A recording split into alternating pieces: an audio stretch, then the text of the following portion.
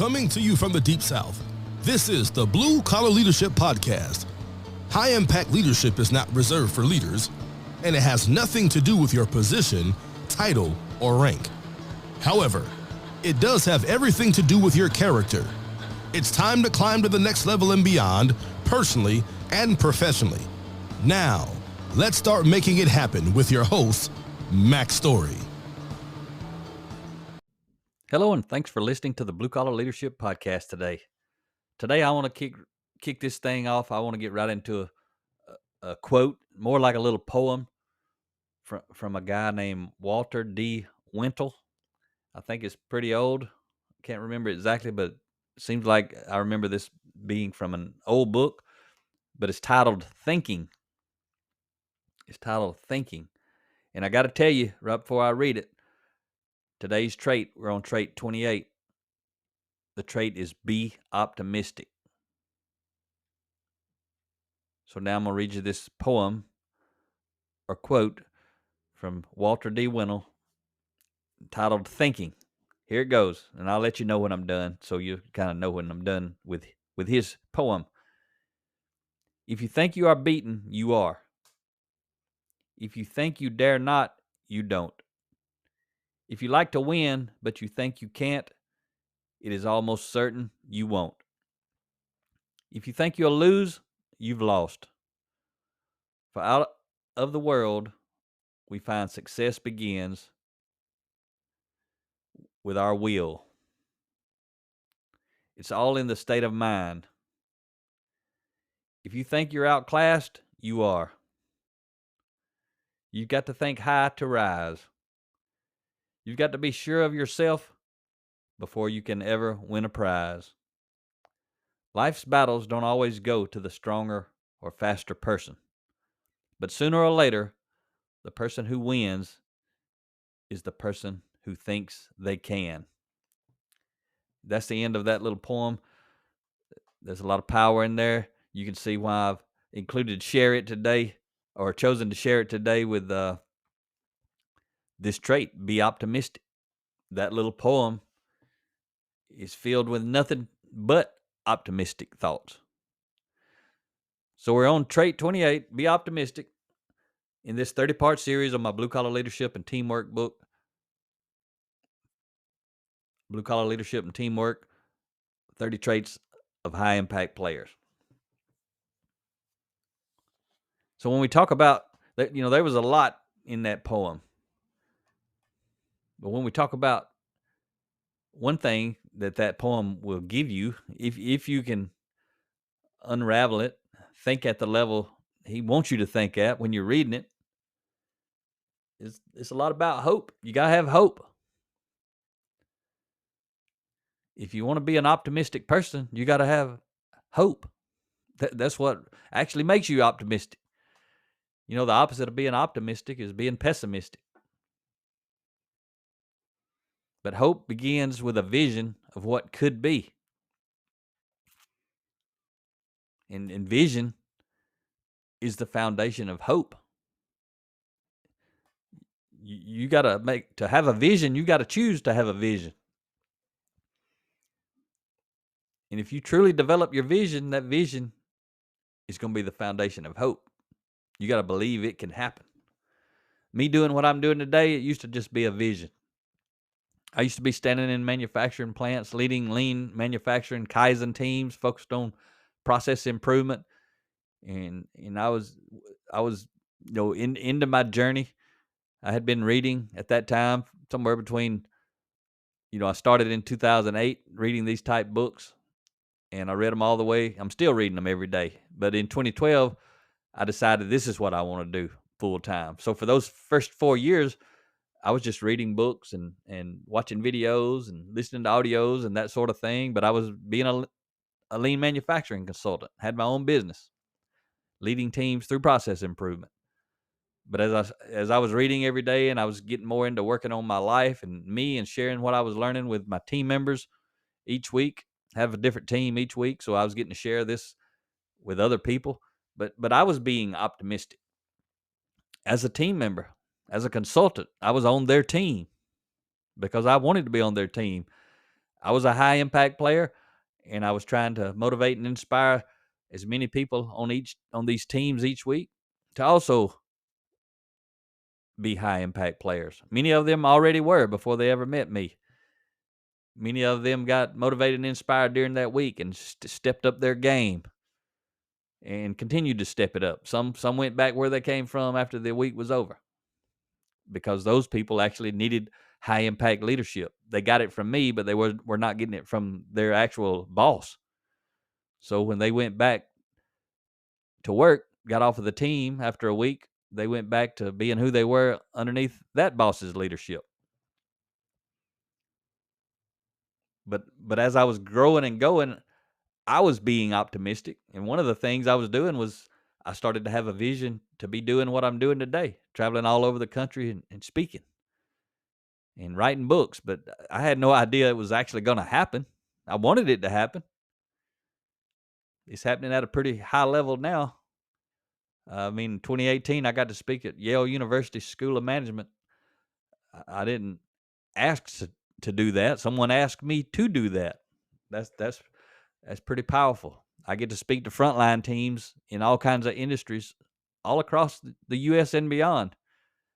Spoken in 4 countries, including the U.S., and almost all of the 50 states. Not quite. There's a few left on the list. I'm sure I'll knock those out eventually at some point, but there's a lot of states out there. But you got to choose a vision for yourself, and that's going to give you hope. But see, hope isn't a strategy, but it's needed to develop one. Hope itself is not the strategy, but you got to have hope in order to develop the strategy. Vision provided me hope. Hope provided me strategy.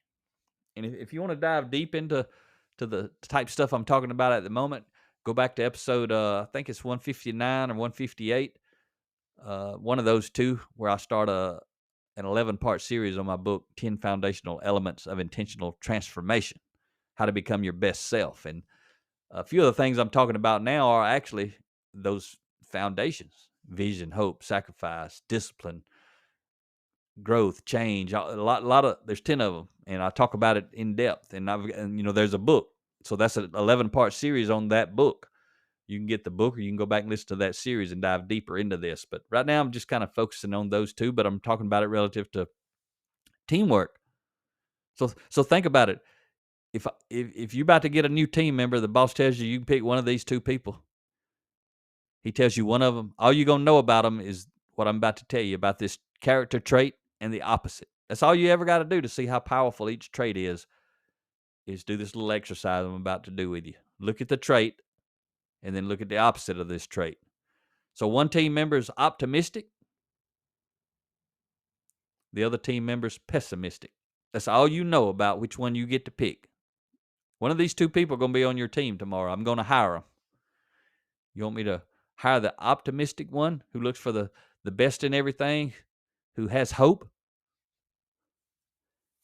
Or you want the pessimistic one that looks for the worst in everything and is hopeless? Pretty obvious you're going to want the one who's optimistic, if that's all you know about them. That shows you how powerful these traits are. For teamwork, if you want to have a high-performance team, I'm telling you it's going to be a team full of optimistic people, not a team full of pessimistic people. If you want a phenomenal culture in your organization, they're going to be a team full of an organization full of optimistic people, not an organization full of pessimistic people. And in reality, it's going to be a mix. But the goal is to have as many optimistic people on your team as you can, and as few pessimistic people. And there's not one trait, right? I talk about it all the time. There's thousands of traits. So you got to grow and develop people, help them grow and develop in these different traits so they can become the best team member for the organization. Like I said, it's easy to look out the window and see you'd rather associate with optimistic people than pessimistic people. Last time we were talking about being careful. Be careful was the trait. We talked about people wanting to lift you up or tear you down. Optimistic people naturally want to lift you up. Pessimistic people naturally want to pull you down. Again, I say it probably every episode. You see how all these traits tie together, but they're separate. They're individual traits, but seldom do they work alone. There are other traits that come together to create like a synergy, which actually becomes your character. Your character is nothing but all these thousands of traits collectively. Some good traits, some bad traits. We all got good traits and bad traits. But the more good traits we can have, the better our life's going to be. The more bad traits we have, the worse our life's going to be. The better traits, the more of the better traits that we can adopt and live and align ourselves with, the better team member we're going to be for our team. And obviously, the more traits that we associate and align ourselves with that are bad, the worse team member we're going to be. So this podcast series is all about being a high-impact team player. But hope isn't a strategy, but it's needed to develop one. And hope serves as a foundation for sacrifice. Having hope that for that good outcome is going to cause you to sacrifice, whatever that means. If you hope your organization can get better, you hope your team can get better, and you realize you got to get better because you're a part of the team, that's going to cause you to sacrifice. Maybe why you're listening today is you're sacrificing your time because you have hope. I don't know what it means relative to each one of you, but if you're listening to this podcast, you're reading my books or something like this from someone else. At the moment, you're listening to my podcast. So apparently you somehow feel my podcast is going to help you turn your vision into your reality. And if you apply what's in my podcast, I guarantee you that's what'll happen. If you just listen and go on about your life, don't make changes, don't look in the mirror, well, it may not ever happen. So we was talking about if you could pick an optimistic team member or a pessimistic team member, we would all go with the optimistic team member, someone who's going to lift us up, right? Easy to look out the window, but again, I'm going to challenge you. Look in the mirror. Which one are you? Get rid of that blind spot, not just right now, but throughout your day. We talked about one of the traits was to be aware. Be aware of who you are and how you interact with people. Start having awareness of how are you being when you're interacting with other people. Are you being optimistic or are you being pessimistic? When you have hope, you're likely to begin making the needed sacrifice to turn your vision into your reality, like I've said a moment ago. But sacrifice is not enough. Then you must develop the discipline to leverage those sacrifices. Whatever the price, it must be paid before your vision is turned into your reality. Like right now, you're listening to this podcast. You made a sacrifice. You give up your time of doing something else, but then you had to have the discipline to do this. But then you even got to have more discipline to take the lesson, internalize it, and do something with it. These type podcasts and the kind of books that I write, or Ria's podcast, my wife, Ria Story. If you don't know her, check out her podcast and her books. But if you don't learn to apply it, you're not going to get there. You're not going to get anything out of it. Our podcast, our books, they're not made for entertainment. They're made for growth and development. You got to listen to them. You got to reflect on it. You got to think on it. You got to figure out, where can I apply this in my life? Where am I getting it right? Where am I getting it wrong? Then you make adjustments on where you're getting it wrong, and you add that to the pile of where you're getting it right. So I want to share a quote with you from Daniel Goleman. He says, people who are optimistic see a failure as due to something that can be changed so that they can succeed next time around, while pessimists take the blame for failure, ascribing it to some lasting characteristic they are helpless to change. And that's the end of that quote from Daniel Goleman. Just another illustration of the difference between optimistic and pessimistic. Optimistic people see a failure and think, oh, I can make an adjustment where that doesn't happen again. Pessimistic people think it's their fault. It's just the way they are. There's nothing they can do about it. It's a trait they're going to have forever. And they're helpless to change, is what he was saying. Remember, I've shared with you, 100 out of 100 people can change if they want to. Doesn't mean they will, but they all have the same equal ability that they can change. All they got to do is make a different choice. If you can make one choice, you can make a different choice.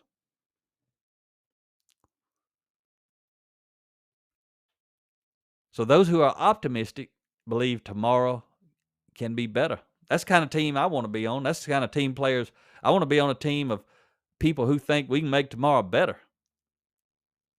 And if they understand the stuff I'm talking about on my podcast and in my books, and each person on my team, if I was on a team, literally, would embrace developing themselves as I've embraced developing myself, we're going to get better in a hurry. We're going to get better fast. But if only one person does it, it's going to be a slow grind. And again, that person's probably going to eventually leave the team. So the team's not really ever going to get any better because those who really get better end up leaving. So the team just stays at the same level it's kind of always been at. You know, there may be times when it looks like it's going forward, but then people leave and it regresses backwards. And eventually all the high impact people leave, and then there's nobody to promote the type stuff that I teach or talk about. And the organization goes right back to where it's always been.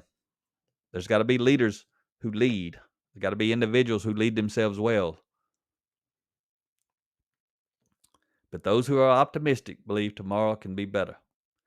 They believe they can be better. They believe their teammates can be better. They believe their boss can be better. They believe their organization can be better. They believe their community can be better. They believe their world can be better. They have, again, I'm talking about optimistic people, they have a preferred vision for the future. That's why I do everything I do. I've got a preferred vision for the future. I wish there was a whole lot more people doing what I do.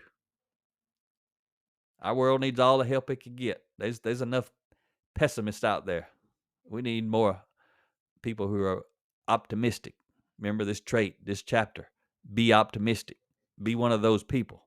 Don't let the pessimists in the world drag you down to their level. Remember, I talked about that last time. Be careful. Be careful, then be optimistic. Be all these things. That's why I'm talking about this 30-part series. All these things you need to be. It's not things you need to do different. You need to be different. That's why each trait starts with the word be. B-E. You need to be this.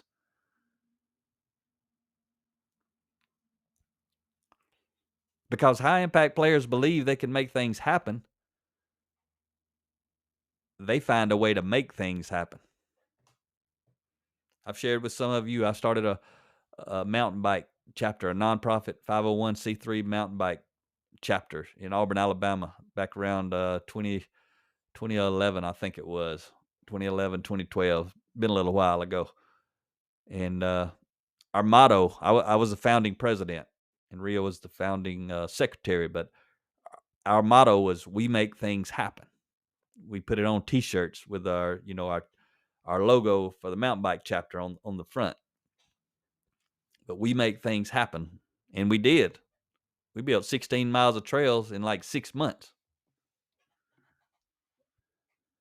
We were optimistic. We told a race promoter to schedule a race in the park where we were building trails, and we haven't even built any trails yet. But he trusted me enough. I said, we're going to have them. All we needed was 10 miles. We ended up with 16 miles before the race. They've had lots more races since then, and now they got 30 miles of trails. So if you're a mountain biker, check out Chewacla State Park in Alabama. That's Chewacla, Chewacla. They got like I said, 30 plus miles of trails. They've got wooden features. They've got some crazy gap jumps. They got some stuff going on over there. I led the organization for a year and a half, 2 years. Then I unplugged. I ain't had nothing to do with it since then, around 2013 or somewhere around there. That was my plan from the beginning. We started out of the gate with 150 volunteers. Been some cool things go on there. But the team, especially the board members that I assembled, everyone on there was optimistic. I'm going to tell you, everybody who made all of the stuff I just described to you happen, all of them were optimistic. We had a vision. We had hope. We made sacrifices. We had discipline to go out there and work on those trails. I was just another team member. I was a fired up team member. I was an optimistic team member, and I was casting a vision. But because I was like that, I attracted a lot of people like that. And because of our results, I actually got to go out. I think it was 2013. I got to go out.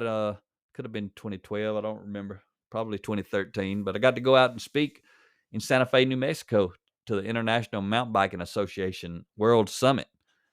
And a lot of people from all around the world, especially all across the United States, went there. And the CEO of IMBA, International Mountain Biking Association, he basically gave a big speech. And I didn't know all this. I had never been to anything like that at the time. And I was just in there, attending. I was also speaking there about all of our success as a startup new chapter.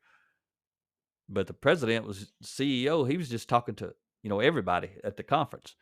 And he was thanking people there because how much work went into actually starting a mountain bike chapter and then eventually getting trails built and getting bikes out in the woods, riding these trails, getting people out on them.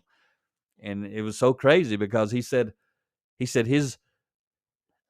from the time someone has an idea to start a chapter, it's just a thought in somebody's head, hey, we need to start a mountain bike chapter to build trails.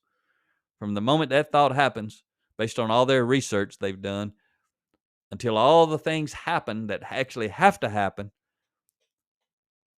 to get people riding bikes on the trail that used to not exist, he said the average time for that to happen from concept and idea to bikes on the trail typically is a 10-year period and process.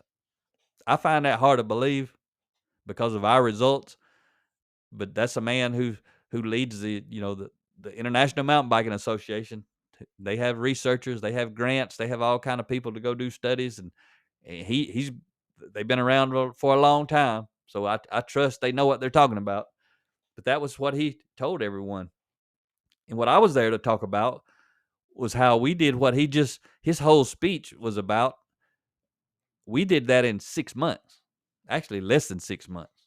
It was 6 months before we had the race. We went from concept to having a mountain bike race. And it's an organization that races. There's a lot of them do it there now, but that was the first one. But they raced all around the state of Alabama in different parks where trails were established. Well, we didn't have any trails, but it took us 6 months, and we had 15, 16 miles of trails, and we only needed 10, and we had the race. So what normally takes 10 years, we did it in 6 months. A lot of these traits I'm telling you and teaching you in this book, that experience was where I learned a lot of the examples I talk about. But we had a many team members, all of the board, every single board member, they were living these traits that I'm talking about in these books. We were a team. I just happened to be the president of this volunteer organization. But I started out with a big vision, and it got bigger as we went, and it was a lot of fun. And I just did it as kind of like a science experiment. See how well could I actually lead. I went out and led a volunteer organization. I didn't just lead it, I created it from scratch with a whole lot of other people, but I was the ringleader of the group. So I'm telling you that story as an example. I live the stuff I'm teaching you. You want to find out what kind of leader you are, go get all up in the middle of a volunteer organization where no one has to follow you unless they want to. All right. So, how did I get into all of that? It's because I told you just a little bit ago before I started that story. High impact players believe they can make things happen, and they find a way to make things happen. That's been my motto for a long time. Make things happen. I used to say that a lot on my social media. Now I say keep climbing. And I really say keep climbing now because Ria's written a book called The Ladder of Influence, 5 steps for climbing to the next level and beyond. And now my keep climbing little saying fits very well because that's what you got to do. And it's all about how to grow and develop your influence. All of these 30 traits will help you climb the ladder of influence. Every one of these traits, plus thousands of other ones, are going to help you be a high impact team player, which also helps you increase your influence. You're winning in all kind of ways, in all kind of directions. So Brian Tracy had this to say. He said, most people will achieve their greatest success one step beyond what looked like their greatest failure. And I can tell you, I've lived that one over and over and over as I've been growing.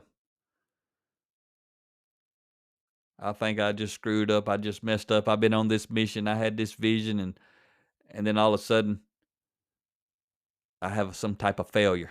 But it really ain't a failure unless you quit.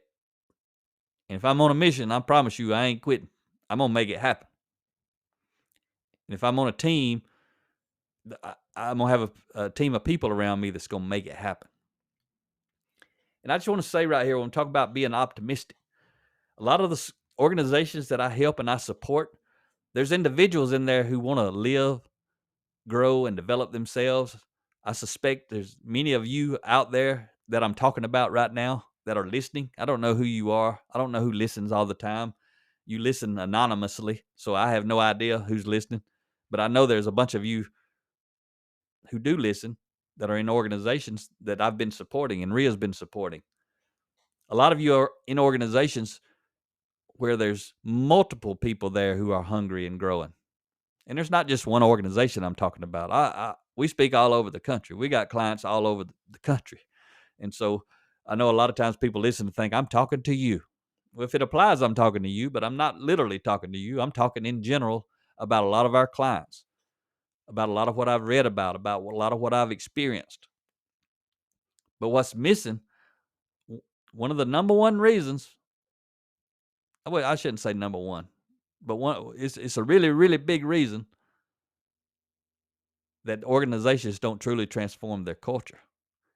And I talked about it a couple of traits back, but I didn't talk about it in this context. There's always, you can talk about the same thing in so many different ways, change the context. Same principle, different context.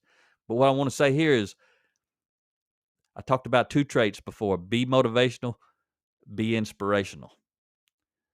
That's what a lot of people who get hungry to grow and get better, they're not motivational and they're not inspirational. They're not running around in their organization like if I was there. If I was there, people think I'm crazy. I'm so fired up. I'm getting people pumped up. I'm getting people fired up. I'm getting people reading books. I'm getting people listening to podcasts. And I ain't talking about as a leadership consultant or speaker or trainer. I'm talking about whatever your job is. If I was in your job, I'd be doing the same thing I'm doing now. Because I can tell you, when I was a lean consultant and I was reading all this stuff was not my job. My job was process improvement. But I was talking about this stuff. And I was motivating people to go out and read books. I hadn't even written a book. I sold a whole lot of books for a whole lot of people that were not my books. I didn't make a penny. And I still promote a lot of other people's books. But that right there is what's missing. But ultimately, you got to be optimistic. Because someone who's pessimistic, they're not going to be motivational and inspirational. So you got to be optimistic.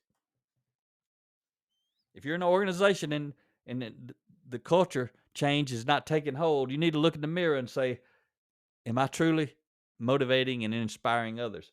And you can't just choose to go out and be like a big cheerleader. You got to transform your life. People have to see the change. You got to have a story to tell. You can't just decide to start telling somebody else's story and make you motivational. So be optimistic. Talk to you next time. Make it happen or someone else will. It might as well be you. Are you serious about taking your career and your life to the next level and beyond?